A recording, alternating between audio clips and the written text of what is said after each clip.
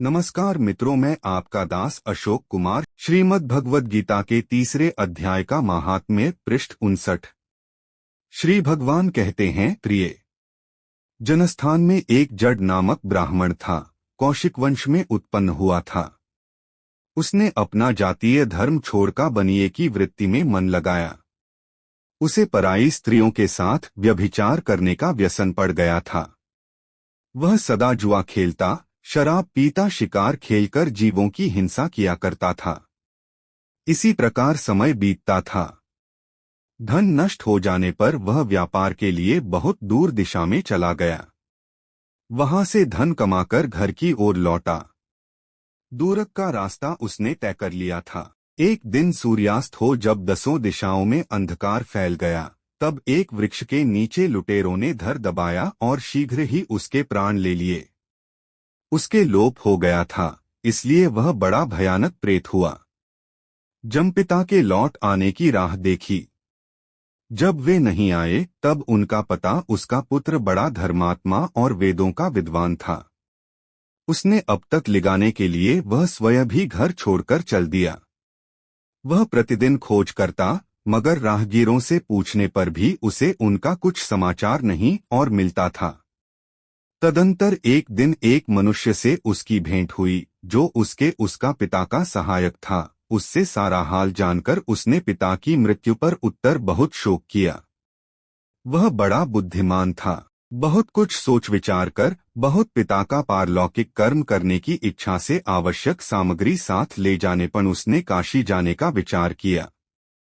मार्ग में 7-8 मुकाम डालकर उसे वह 9वें दिन उसी वृक्ष के नीचे पहुंचा जहां इसके पिता मारे गए थे। उस धर्म का स्थान पर उसने संध्योपासना की और गीता के तीसरे अध्याय का पाठ किया।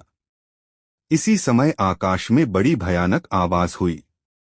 उसने अपने पिता को भयंकर आकार में देखा, फिर तुरंत ही अपने सामने आकाशा समय तृतीय अध्याय के पाठ से ही सिद्ध हो गया है।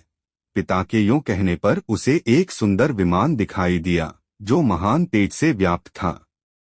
उस पुत्र ने पूछा, तात, मेरे हित का उपदेश दीजिए तथा और कोई कार्य जो अनेकों क्षुद्र घंटिकाएं लगी थीं, उसके तेज से समस्त दिशाएं आलोकी मेरे लिए करने योग्य हो बतलाइए। तब पिता ने उससे कहा, अनग हो रही थीं।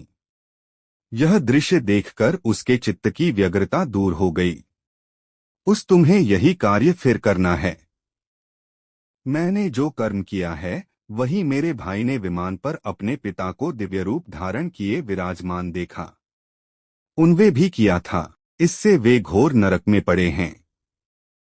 उनका भी तुम्हें उद्धार करना शरीर पर पीतांबर शोभा पा रहा था और मुनिजन उनकी स्तुति कर रहे थे चाहिए तथा मेरे कुल के और भी जितने लोग नरक में पड़े हैं, उन सबका उन्हें देखते ही पुत्र ने प्रणाम किया। तब पिता ने भी उसे आशीर्वाद दिया। भी तुम्हारे द्वारा उद्धार हो जाना चाहिए, यही मेरा मनोरथ है बेटा। तत्पश्चात उसने पिता से यह सारा वृत्तांत पूछा। उसके उत्तर में पिता, जिस साधन के द्वारा तुमने मुझे संकट से छुड़ाया है, उसी का अनुष्ठान सब बातें बताकर इस प्रकार कहना आरंभ किया, बेटा, दैववश में औरों के लिए भी करना उचित है। उसका अनुष्ठान करके, उससे निकट गीता के तृतीय अध्याय का पाठ करके तुमने इस शरीर के द्वारा होने वाला पुण्य उन नारकी जीवों को संकल्प करके दे दो। इससे वे किए हुए दुस्त्यज कर्म बंधन से मुझे छुड़ा दिया। आथ अब घर लौट समस्त पूर्वज मेरी ही तरह यातना से मुक्त हो स्वल्पकाल में ही श्री विष्णु के जाओ, क्योंकि जिसके लिए तुम काशी जा रहे थे वह प्रयोजन इस परमपद को प्राप्त हो जाएंगे।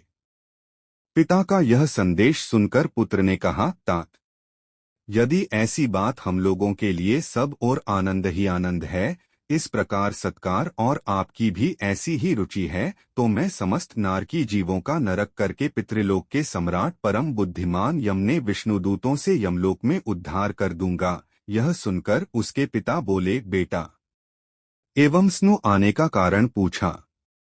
तुम्हारा कल्याण हो, मेरा अत्यंत प्रिय कार्य संपन्न हो गया।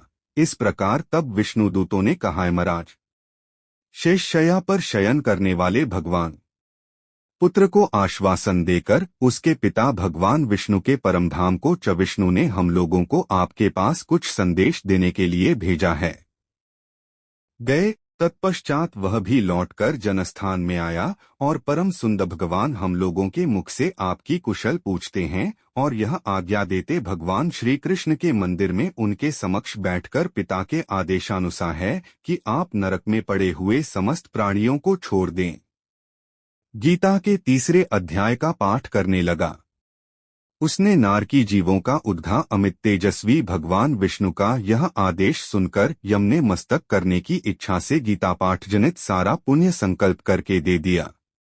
झुकाकर उसे स्वीकार किया और मन ही मन कुछ सोचा।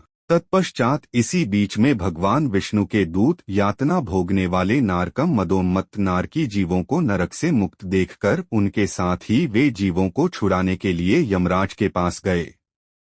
यमराज ने नाना प्रकार के भगवान विष्णु के वासस्थान को चले। यमराज श्रेष्ठ विमान के द्वारा जहां सत्कारों से उनका पूजन किया और कुशल पूछी। वे बोले, धर्मराज क्षीरसागर है, वहां जा पहुंचे। उसके भीतर कोटि कोटि सूर्योक समान कांतिमान नील कमल दल के समान श्याम सुंदर लोकनाथ जग साथ वे कृपादृष्टि से निहार रहे थे। भगवान अपने स्वरूप भूत अखिल श्रीहरि का उन्होंने दर्शन किया।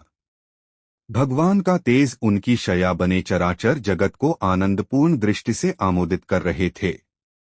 शेषनाग की शेषनाग के फणों की मणियों के प्रकाश से दुगुना हो रहा था। वे आनंद प्रभा से उद्भासित एवं सर्वत्र व्यापक दिव्य विग्रह धारण किए नील युक्त दिखाई दे रहे थे। उनका हृदय प्रसन्नता से परिपूर्ण था। भगवत कमल के सदृश श्याम वर्ण वाले श्रीहरि ऐसे जान पड़ते थे मानो चांदनी से लक्ष्मी अपनी सरल चितवन से प्रेमपूर्वक उन्हें बार बार निहार रही थी। घिरा हुआ आकाश सुशोभित हो रहा हो, इस प्रकार भगवान की झांकी चारों ओर योगीजन भगवान की सेवा में खड़े थे। उन योगियों करके यमराज अपनी विशाल बुद्धि के द्वारा उनकी स्तुति करने लगे। आंखों के तारे ध्यानस्थ होने के कारण निश्चल प्रतीत होते थे। देवराज इन यमराज बोले, संपूर्ण जगत का निर्माण करने वाले परमेश्वर, आपका अपने विरोधियों को परास्त करने के उद्देश्य से भगवान की स्तुति कर रणतःकरण अत्यंत निर्मल है। आपके मुख से ही वेदों का प्रादुर्भाव हुआ थे। ब्रह्मा जी के मुख से निकले हुए वेदांत वाक्य मूर्तिमान होक है। आप ही विश्वस्वरूप और इसके विधायक ब्रह्मा हैं। आपको नमस्कार। भगवान के गुणों का गान कर रहे थे। भगवान पूर्णतः संतुष्ट होने के सा है। अपने बल और वेग के कारण जो अत्यंत दुर्धर्ष प्रतीत होते हैं, ऐसे ही समस्त योनियों की ओर से उदासीन प्रतीत होते थे। जीवों में से जिन्हों दानवेंद्रों का अभिमान चूर्ण करने वाले भगवान विष्णु को नमस्कार है। योग साधन के द्वारा अधिक पुण्य संचय किया था, उन सबको एक पालन के समय सत्वमय शरीर धारण करने वाले विश्व के आधारभूत सर्वव्यापी श्रीहरि को नमस्कार है। समस्त देहधारियों की पातकराशिक आपके आदेश से इन जीवों को गुणरहित होने पर भी मैंने छोड़ दिया है। अब दूर करने वाले परमात्मा को प्रणाम है। जिनके ललाटवर्ती नेत्र के तनिक मेरे योग्य और जो कार्य हो उसे बताइए। उनके यूं कहने पर भगवान सा खुलने पर भी आग की लपटें निकलने लगती हैं। उन रुद्ररूपधारी आमधुसूदन मेघ के समान गंभीर वाणी द्वारा मानो अमृतर से सींचते हुए परमेश्वर को नमस्कार है। आप संपूर्ण विश्व के गुरु आत्मा और महेश्वर बोले, धर्मराज तुम सबके प्रति समान भाव रखते हुए लोकों का है आथ समस्त वैष्णवजनों को संकट से मुक्त करके उन पर अनुग्रह कर्माप से उद्धार कर रहे हो। तुम पर देहधारियों का भार रखकर मैं निश्चिंत हूँ। आप माया से विस्तार को प्राप्त हुए अखिल विश्व में व्याप्त होकर भी अतः तुम अपना काम करो और अपने लोक को लौट जाओ। कभी माया अथवा उससे उत्पन्न होने वाले गुणों से मोहित नहीं होते। यूं कहकर भगवान अंतर्धान हो गए। यमराज भी अपनी पुरी को लौट आए।